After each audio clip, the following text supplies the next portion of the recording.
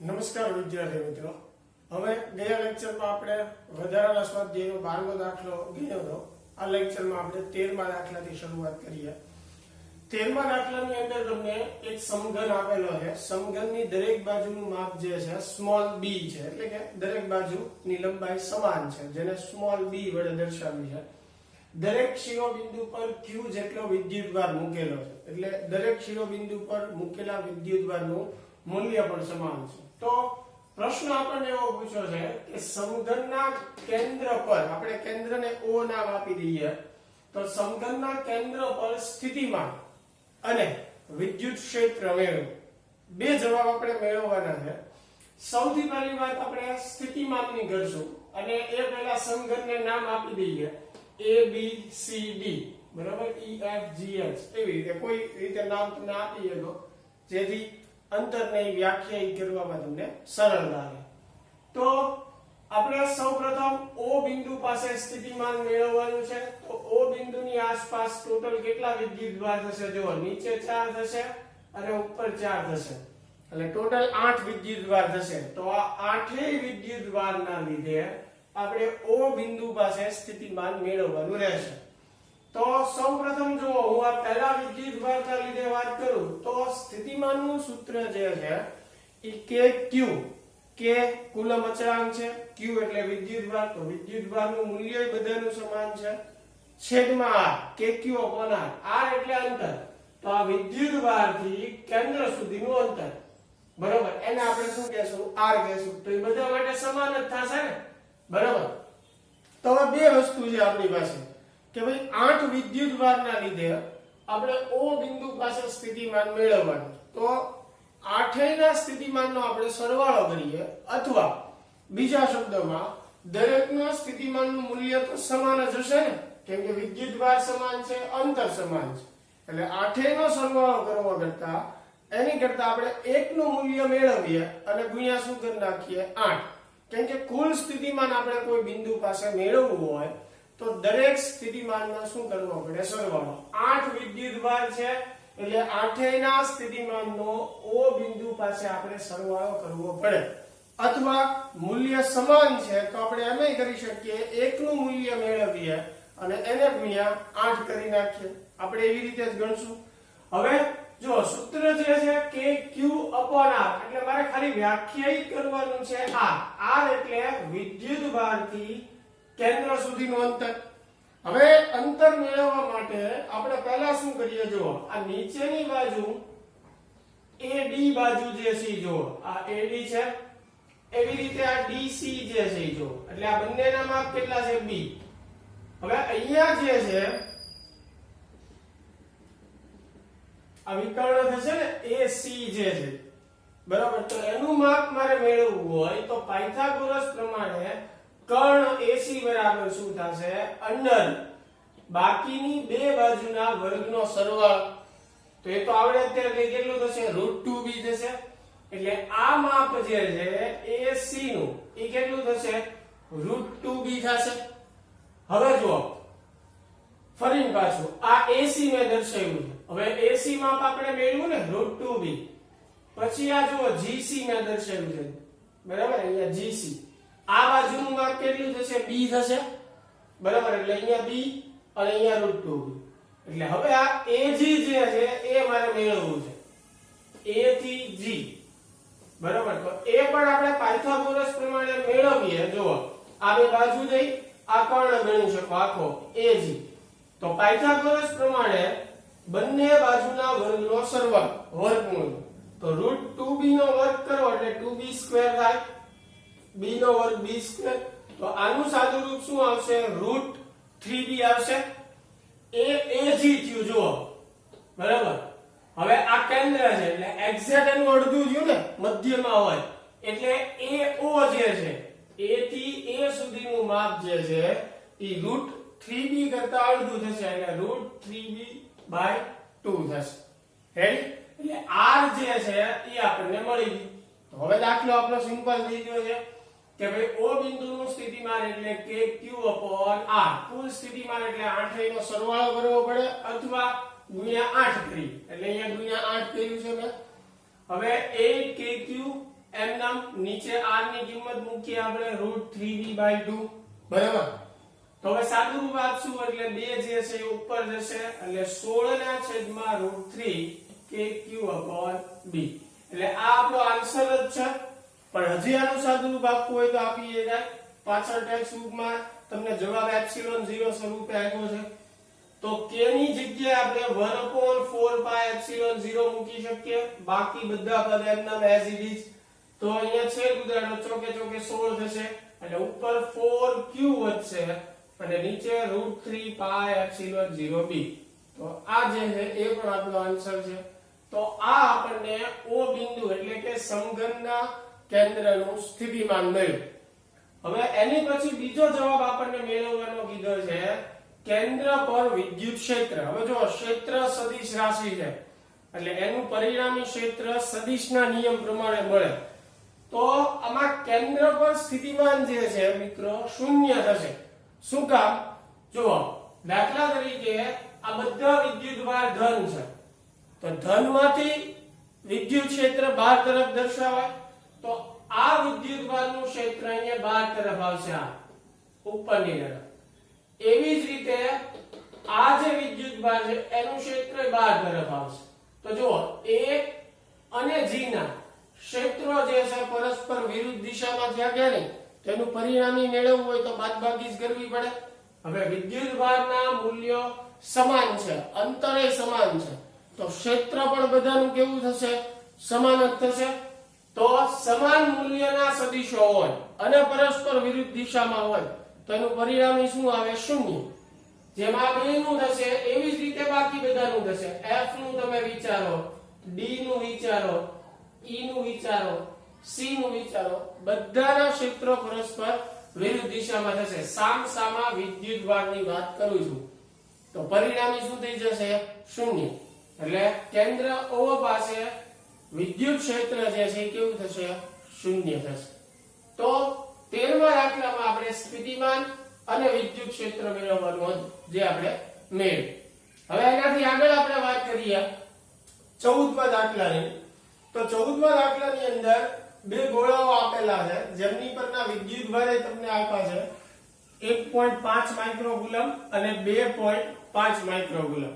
એકને Q1 કહી દઈએ, એકને Q2. બંને વચ્ચેનું અંતર જે છે 30 સેન્ટીમીટર છે. આમાં આપણને બે પ્રશ્નો પૂછ્યા છે. એમાં સૌથી પહેલો એ પ્રશ્ન જે છે એ એવો પૂછ્યો છે કે આ બંને વિદ્યુતભાર અથવા બંને જે ગોળાઓ છે કે જે વિદ્યુત ભારિત છે આ બંને ગોળાઓને જોડતી રેખાના મધ્ય બિંદુ પર જો આ Q1 વિદ્યુતભાર આ Q2 વિદ્યુતભાર એટલે કે બંને ગોળાઓ જ છે એમ સમજો. આ એને જોડતી રેખા બંને વચ્ચેનું અંતર 30 સેન્ટીમીટર છે. તો એને જોડતી રેખાના મધ્ય બિંદુ પર સ્થિતિમાન અને વિદ્યુત ક્ષેત્ર મેળવો. પહેલા પ્રશ્નમાં મધ્ય બિંદુ ઉપર આપણે સ્થિતિમાન અને વિદ્યુત ક્ષેત્ર મેળવવાનું છે. તો પહેલા સ્થિતિમાનની આપણે મેળવવાનો પ્રયત્ન કરીએ એટલે કે મેળવીએ. તો આ મધ્ય બિંદુ છે એટલે દરેક બિંદુથી એનું અંતર 15 સેન્ટીમીટર થશે. બરાબર. હવે P બિંદુએ મારે જો સ્થિતિમાન મેળવવું હોય તો Q1 ના લીધે મેળવવું પડે અને Q2 ના લીધે મેળવવું પડે અને એનો શું કરવો પડે? સરવાળો કુલ સ્થિતિમાન મેળવવા માટે. તો P બિંદુનું કુલ સ્થિતિમાન એટલે V1 V2 એટલે કે Q1 ના લીધે સ્થિતિમાન વત્તા Q2 ના લીધે સ્થિતિમાન. હવે Q1 નું સૂત્ર લખીએ સ્થિતિમાનનું તો k Q1/r. આ અંતરને આપણે R1 કહીએ. એવી રીતે Q2 માટે લખીએ તો k Q2/r2. આ અંતરને R2 કહી દઈએ. અંતર બંને માટે સમાન જ છે 15 સેન્ટીમીટર થશે. તો હવે કિંમત મૂકીએ. k ની કિંમત, Q1 ની કિંમત અને R1 ની કિંમત. એવી જ રીતે આ પદમાં k ની કિંમત, Q2 ની કિંમત અને R2. તો આનું સાદુરૂપ મિત્રો તમે આપશો એટલે આવશે 9×10⁴. એવી જ રીતે આ પદનું સાદુરૂપ તમે આપશો તો એ આવશે 15×10⁴.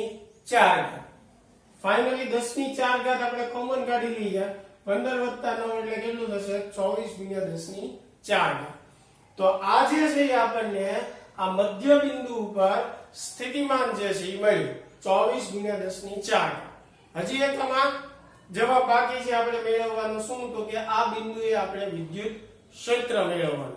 તો હવે એ આપણે મેળવીએ વિદ્યુત ક્ષેત્ર.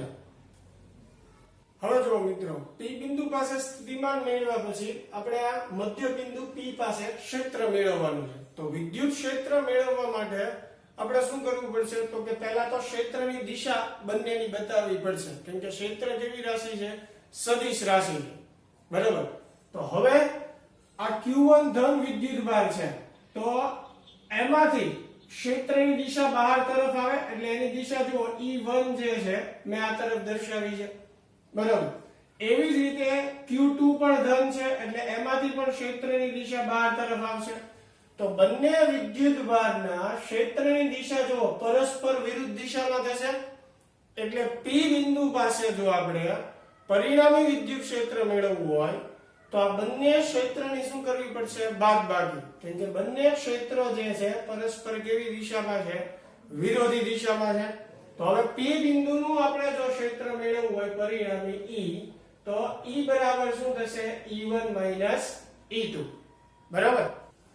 તો હવે E બરાબર E1 ની કિંમત મૂકીએ. E1 એટલે શું થશે? Q1 ના લીધે P બિંદુ પાસે વિદ્યુત ક્ષેત્ર. તો વિદ્યુત ક્ષેત્રનું સૂત્ર છે kq/r². બરાબર?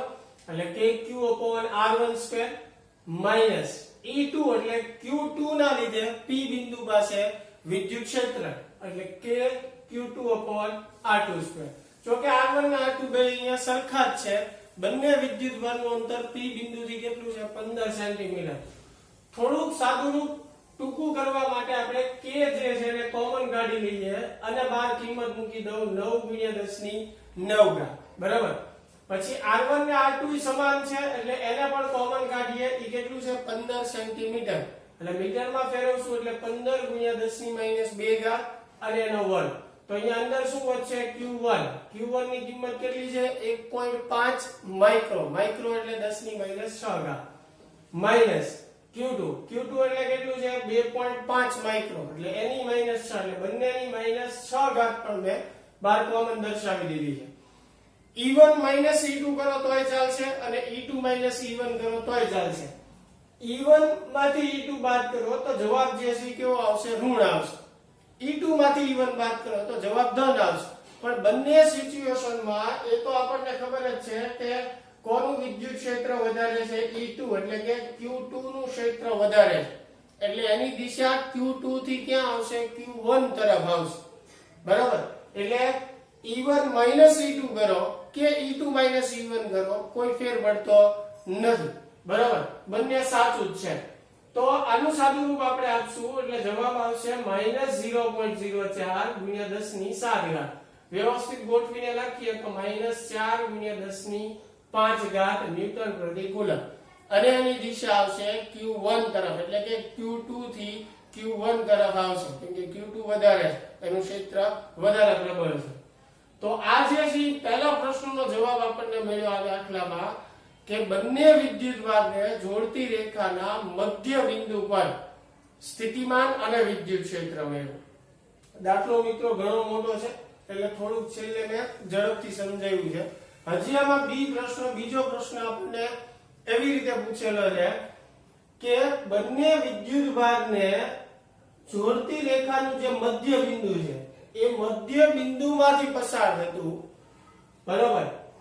અને આ રેખાને લંબ, જો આ જે જોડતી રેખા છે એને લંબ અને મધ્ય બિંદુમાંથી પસાર થતી હોય એવી રેખા પર 10 સેન્ટીમીટર અંતરે આવેલા બિંદુએ, એટલે ફરી મિત્રો જો કહું છું આ બંને વિદ્યુતભારને જોડતી રેખા છે એને લંબ રેખા પર, એટલે આ લંબ રેખા થઈ આ મધ્ય બિંદુમાંથી પસાર થતી હોય એટલે એવી રીતે મેં દર્શાવી છે.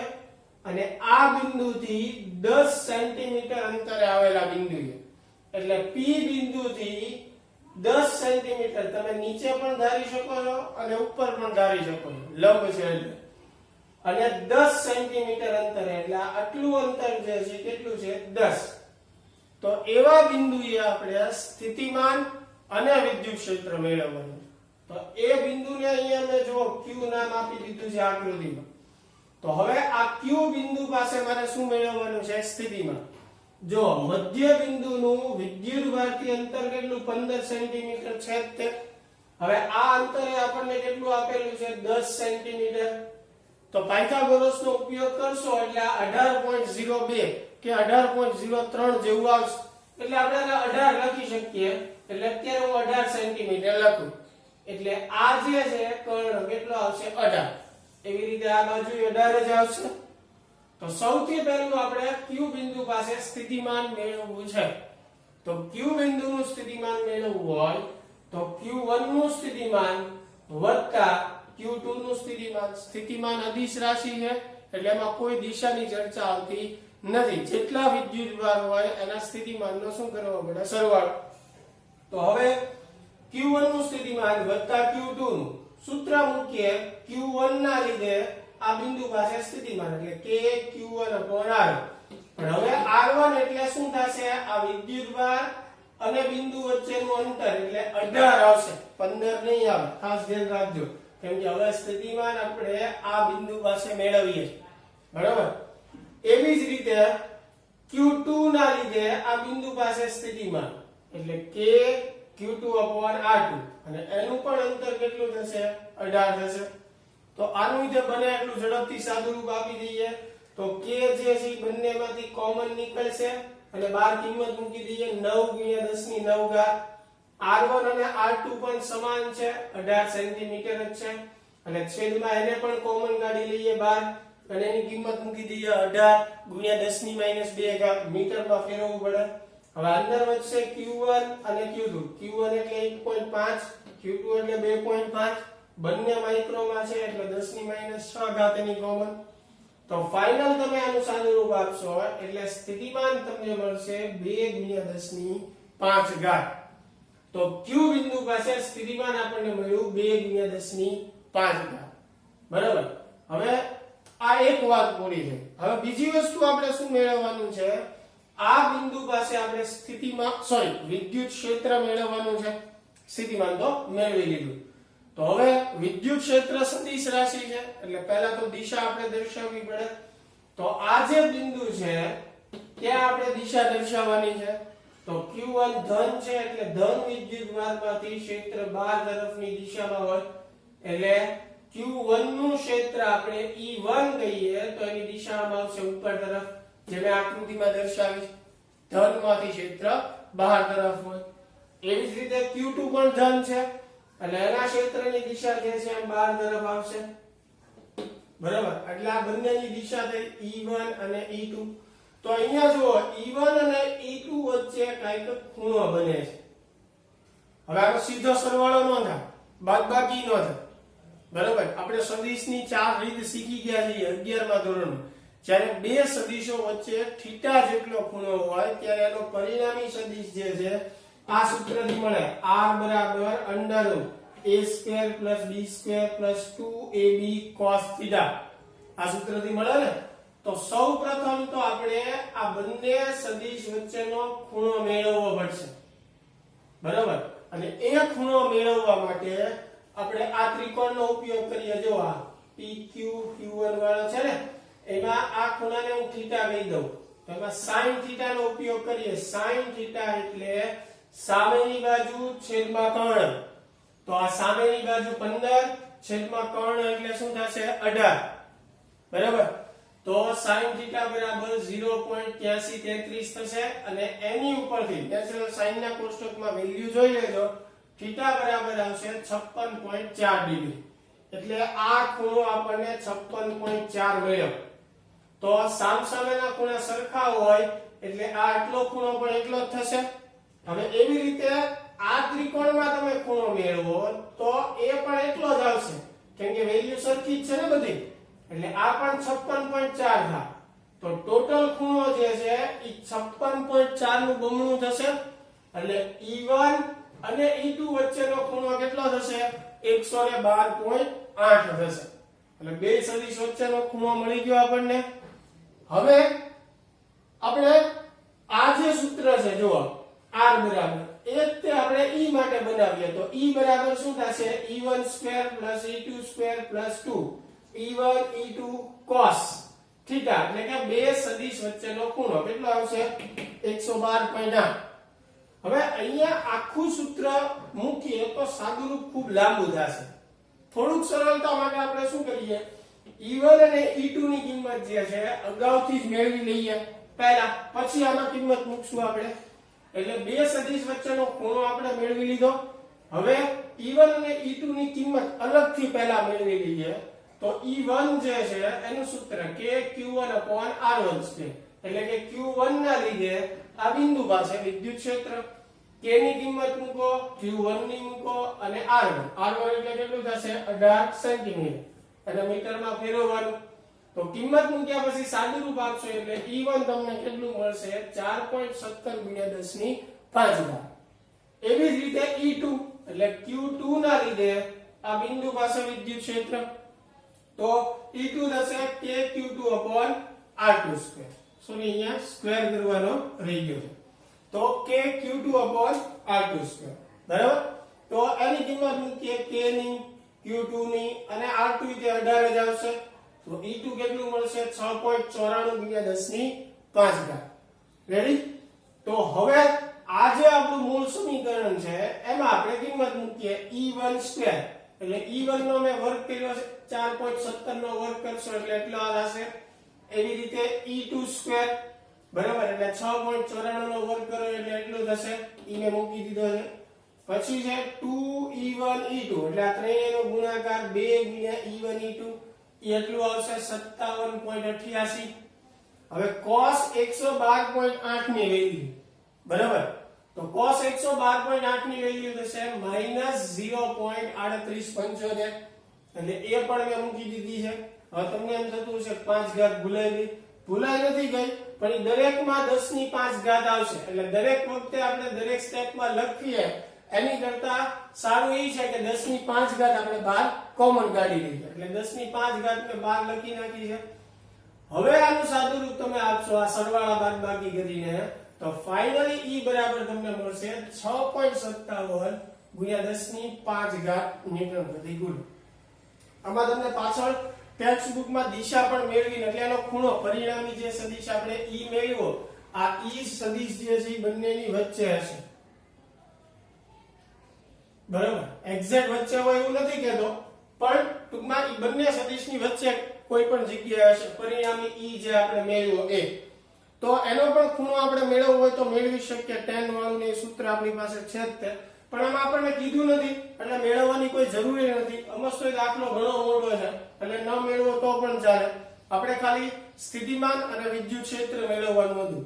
પહેલા કિસ્સામાં આપણે મધ્ય બિંદુ પર મેળવવાનું હતું અને બીજા કિસ્સામાં મધ્ય બિંદુને લંબ 10 સેન્ટીમીટર દૂર આવેલું જે આ બિંદુ Q છે ત્યાં આપણે સ્થિતિમાન અને વિદ્યુત ક્ષેત્ર મેળવવાના હતા. તો મિત્રો આ જે છે આપણે દાખલો જોયો જેમાં સ્થિતિમાન અને ક્ષેત્ર મેળવ્યું. તો નેક્સ્ટ લેક્ચરમાં આપણે આનાથી આગળ દાખલા ગણીશું. આભાર.